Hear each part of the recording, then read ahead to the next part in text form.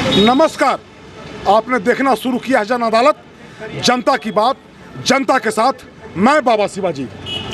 देखिए, बिहार में आपराधिक घटनाएं घटने का नाम नहीं ले रही है और इसका खामियाजा सरकार को भुगतना पड़ेगा।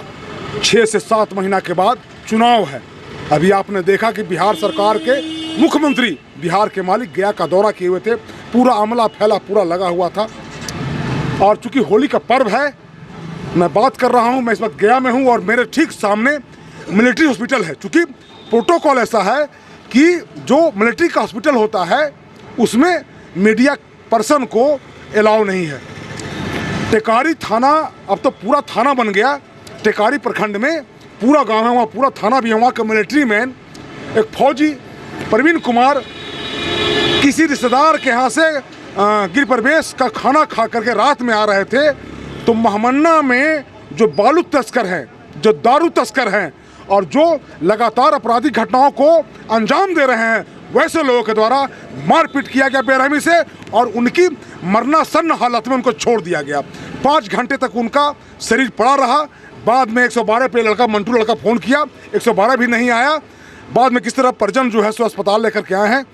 परिजनों में रोष है। देखिए, इस तरह का जब घटना होता है तो सामाजिक सौहार्द बिगड़ता है। मैं इनके फादर से बात करूंगा और चूंकि किसी का बच्चा हो, अगर देश का सेवा करने वाला है, देश का सिपाही है, ऐसे में मैं गया प्रशासन से, टेकारी पुलिस प्रशासन से, टेकारी डीएसपी से और एसएसपी अनंत कुमार से मैं मांग करता हूं कि त्वरित कार्रवाई हो और वो जो 6 लोगों को मुदाले बना गया है उसको अरेस्टिंग तुरंत होना चाहिए।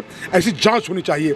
जब देश के सिपाही के साथ, जो देश के बॉर्डर पर लड़ता है, उसके साथ जब इस तरह की घटना को अंजाम दिया जाता है तो आप अंदाज़ा लगा सकते हैं कि आम जन के साथ क्या होता होगा। सर, क्या नाम है आपका? राम विनोद शर्मा। आपके लड़के हैं वो? जी हाँ। क्या घटना हुआ सर, बताइए। घटना हुआ कि गृह प्रवेश समारोह से मेरा बेटा लौट रहा था, साथ में एक हमारे गांव का मनीष कुमार, मंटू नाम है, ये भी था और महमन्ना भूटोली हाई स्कूल के 3 मुहानी पर कुछ लोग था जो गाड़ी रुकवा करके अचानक हमला किया। हमला इस विभत्स रूप से किया कि मेरा बेटा बिल्कुल गिर करके धराशायी हो गया, बेहोश हो गया। वो लोग समझ गया कि मर गया, तब वो लोग हटा है। कितना उम्र है आपके बेटा का? बेटा की उम्र है लगभग 34-35। शादी हो गया है? हाँ। बच्चा है? 2 बच्चा है। छोटा बच्चा है? छोटा। देखिए, 2 छोटे बच्चे हैं उनके, प्रवीण शर्मा के। हाँ जी। 7 साल का बेटा और लगभग 4 साल का एक बेटा। हाँ। तो वहाँ पर हमको सूचना मिली, इधर उधर लोग के मालूम हुआ तो मुझको लोग कॉल किया, फ़ोन किया रात में। मैं वहाँ से जल्दबाजी में आया स्पॉट पर, तो देखे कि मेरा बेटा जो है से खून से लथपथ पट्टे पड़ा हुआ है रोड पर और बहुत सारा खून वहाँ पर बहा हुआ है। हम वहाँ पहुँचे तो हमको तो लगा कि मेरा बेटा लगता है कि बचता नहीं है। हमने उसका नब्ज टटोलने के बाद देखे कि अभी बच रहा है। हम उसको उठा करके रोड पर से किनारे हटवाए।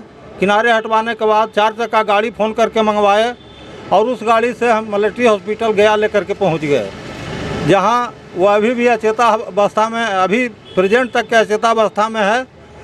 बिल्कुल दयनीय हालत में है, जीवन मौत से जूझ रहा है। ऐसी हरकत आम रोड पर, जहां आम पब्लिक के चलने का रास्ता है, वहां घट रही है।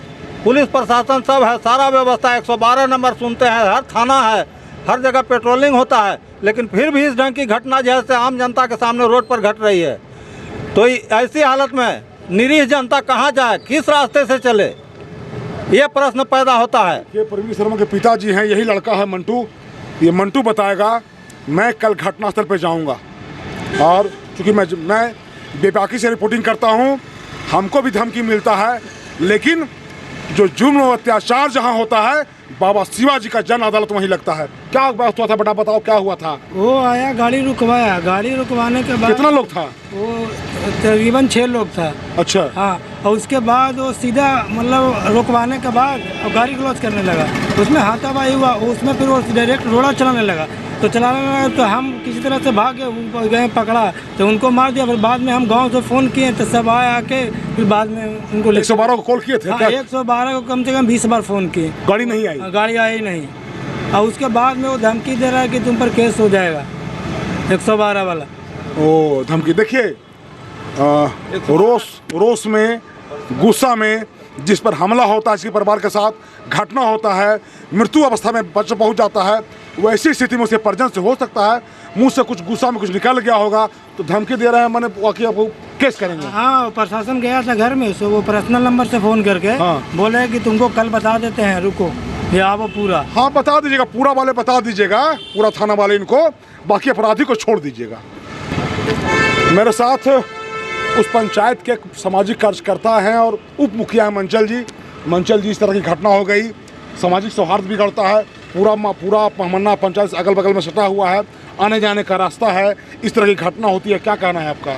सर हमें ये कहना है कि हमारे परवीन जी जो आर्मी में हैं, वो रिश्तेदार के यहाँ गए हुए थे गिरी प्रवेश के नौता में, वो लौट के आ रहे थे तो महमन्ना रोड पे रोककर वहाँ पे महमन्ना के जो लोग हैं, बालू चोर, दारू चोर, जो रोककर उसको इतना मारे कि वो मौत और ज़िंदगी से जूझ रहे हैं, कुछ भी नहीं कहा जा सकता है।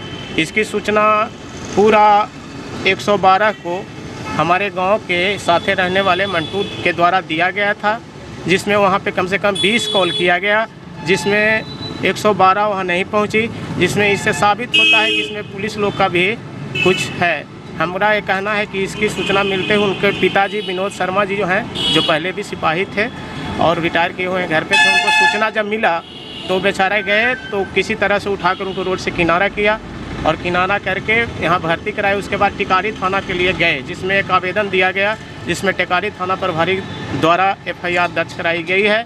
लेकिन हमें ये अफसोस है कि अभी 24 घंटा हो गया है और अभी तक अरेस्टिंग किसी का नहीं किया गया है। उन लोग इस तरह से कितने घटना किए हैं और परवीन कुमार का एक पत्नी है, 2 पुत्र हैं, पूरे परिवार, उन लोग रो का बुरा हाल है इन लोग का, कुछ भी नहीं का। देश का वो नौजवान था, लाजवाब सिपाही था।